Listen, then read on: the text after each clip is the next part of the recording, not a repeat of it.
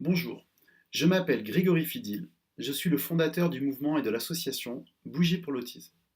Aujourd'hui, nous sommes le 2 avril 2019.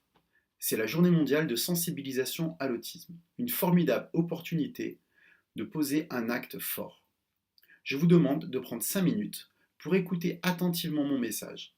Et si vous êtes sensible, relayez-le au maximum pour faire entendre la voix de l'autisme. Tout d'abord, laissez-moi vous communiquer quelques données qui proviennent directement du site du secrétaire d'État auprès du Premier ministre chargé des personnes handicapées. L'autisme touche 1% des naissances. Chaque année, ce sont environ 7500 bébés qui naissent et seront atteints de troubles du spectre de l'autisme. Le nombre de personnes avec autisme en France est estimé à 700 000 personnes, soit environ 100 000 jeunes de moins de 20 ans et près de 600 000 adultes. En 2016, l'éducation nationale accueillait seulement 30% de ces jeunes, soit 30 000 enfants autistes scolarisés de la maternelle au lycée. Ce sont 10 000 enfants qui étaient scolarisés en maternelle, 13 000 en école élémentaire, 7 500 au collège et seulement 2 200 élèves avec autisme atteignaient le lycée. Au-delà de la difficulté d'accès à la scolarisation, c'est également sa mise en œuvre qui pose des problèmes, puisque bien souvent la scolarité est incomplète.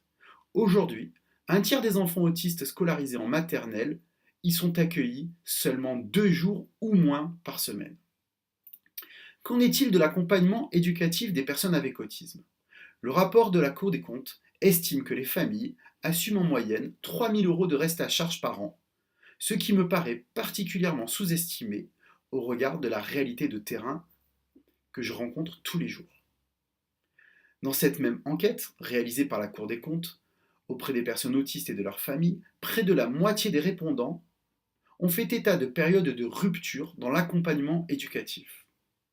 En effet, les personnes autistes pâtissent de parcours de soins et d'accompagnement complexes, dans un contexte de cloisonnement persistant de dispositifs sanitaires, sociaux et médico-sociaux. Cette réalité, nous la connaissons, nous la vivons et nous la dénonçons. Nous ne pouvons plus dire je ne savais pas.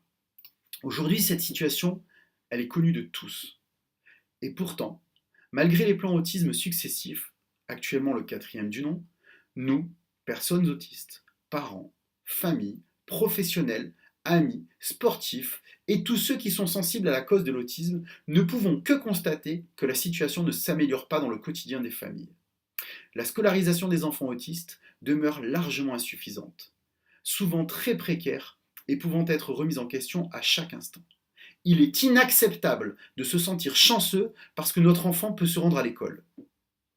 Les places d'accueil en structures spécialisées adaptées à l'autisme sont plus qu'insuffisantes pour répondre aux besoins des personnes qui nécessitent un accueil quotidien. Il est inacceptable de recevoir après des mois d'attente une notification ouvrant un droit sans pouvoir obtenir l'aide préconisée. Actuellement, en fait, l'État donne tout juste le droit d'aller s'inscrire sur une liste d'attente. Mais la vie, elle, n'attend pas. Les apprentissages n'attendent pas. La Haute Autorité de Santé a mis en avant qu'une intervention précoce dans l'autisme avant 3 ans permet d'une amélioration significative. Des places doivent être créées pour répondre aux besoins et non au regard des budgets alloués. Des dispositifs de financement permettant la prise en charge des accompagnements éducatifs en milieu ordinaire doivent être également créés d'urgence pour permettre à toutes les familles qui le souhaitent de pouvoir organiser une prise en charge de qualité à partir de leur domicile.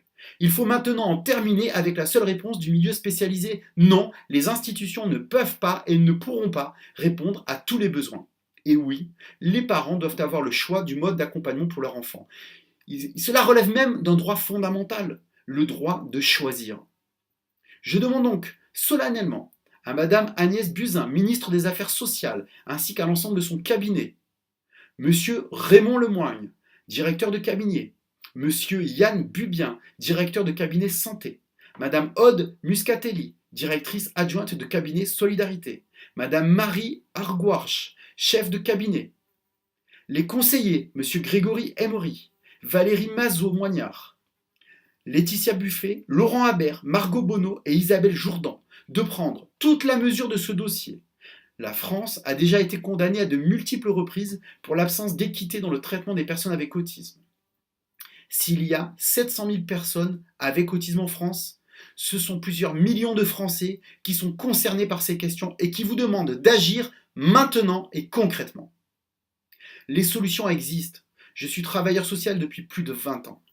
Éducateur spécialisé de formation, chef de service, développeur de projets en innovation sociale, nous avons déjà largement démontré la pertinence des prises en charge éducatives exercées en libéral. Elles sont moins coûteuses et en meilleure adéquation avec les besoins de chaque individu. Les familles également appellent de leur vœu ces solutions. Les professionnels de leur côté sont prêts à les apporter. Ce qui par ailleurs créera des bénéfices secondaires, car de nombreux emplois peuvent être créés dans un secteur professionnel en fort recul. Nous avons besoin d'une politique engagée, d'une politique volontariste, d'une politique qui crée des solutions et non qui fuit les difficultés. Soyez cette politique. Je m'appelle Grégory Fidil et je vous demande de relayer mon message car je sais qu'ensemble tout est possible. Nous sommes la solution.